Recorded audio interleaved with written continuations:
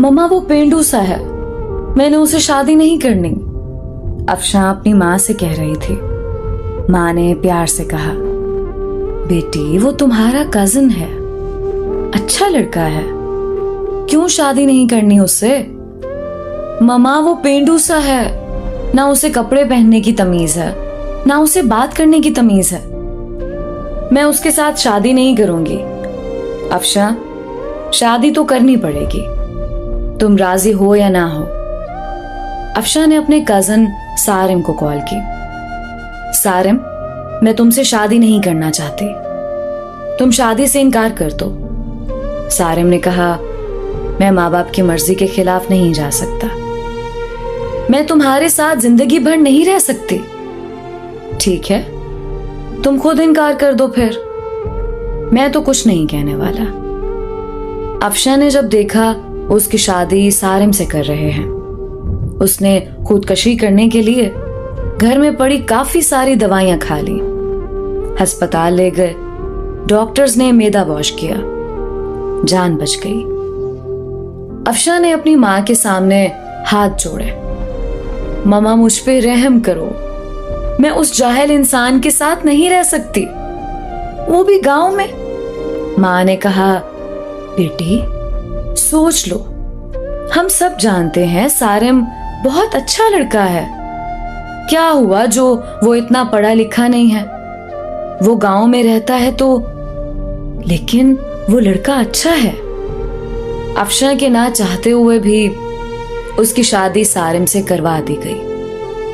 अफशां ने बस समझ लिया कि अब जिंदगी बर्बाद हो गई, सारे ख्वाब खत्म हो गए, सब खुशियां जला दी गई हैं, सब कुछ एक जाहिल इंसान के हवाले हो गया।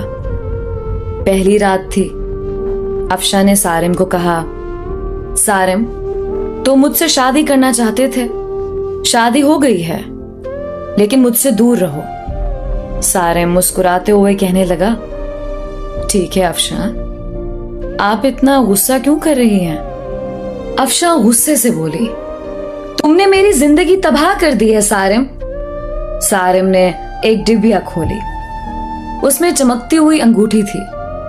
उसने वो डिबिया अफशां के सामने रखी और कहने लगा, अफशां ये गिफ्ट आपके लिए। अफशां ने अंगूठी उठाकर साइड पे रख दी और करवट बदलकर लेट गई, रोने लगी। सारिम नवाफिल अदा करने लगा, फिर अफशां के पास लेट गया। यूं जिंदगी का सफर शुरू हुआ। अफशां का दम घुटने लगा सारिम के साथ। सारिम देखने में खूबसूरत था, बस ज्यादा पढ़ा लिखा नहीं था, डिसेंट सा भी नहीं था। अफशां मॉडर्न सी लड़की थी। सारिम सुबह उठते ही अफशां का माथा चूमता, फिर खुद नाश्ता बनाता। अफशां को गुस्सा आता, ये बंदा मुझे इम्प्रेस करने के चक्करों में है। अफशां जब सारिम के हाथ का बना खाना खाती, बहुत हैरान होती, इतना मजे का खाना। सारिम रात को थका हारा आता, अफशां बस खामोश सी अपनी दुनिया में गुम सी रहती। उसको कोई परवाह नहीं थी सारिम की। सारिम भी अफशां को कुछ ना कहता था। घर आकर खाना बनाता, अफशां को खाना देता। अफशां पत्थर दिल थी शायद, ना घर की सफाई करती, ना वो सारिम के कपड़े धोती। सारिम अपने काम खुद करता। साल गुजर गया। सारिम अफशां की हर बेरुखी चूम कर बर्दाश्त करता। अफशां को यूं लगता था एक बदू सा इंसान पल्ले पड़ गया है। सारिम चूंकि एक मर्द था, वो औरत पे हाथ उठाना मर्द की शान के खिलाफ समझता था, फिर उस पे हाथ उठाना जो हमसफर हो। सारिम ने एक दिन कहा, अफशां तुम अपना ख्याल क्यों नहीं रखती पागल? देखो रंग कितना धीमा पड़ गया है तुम्हारा, तुम्हारे बाल देखो कितने रूखे से हो गए।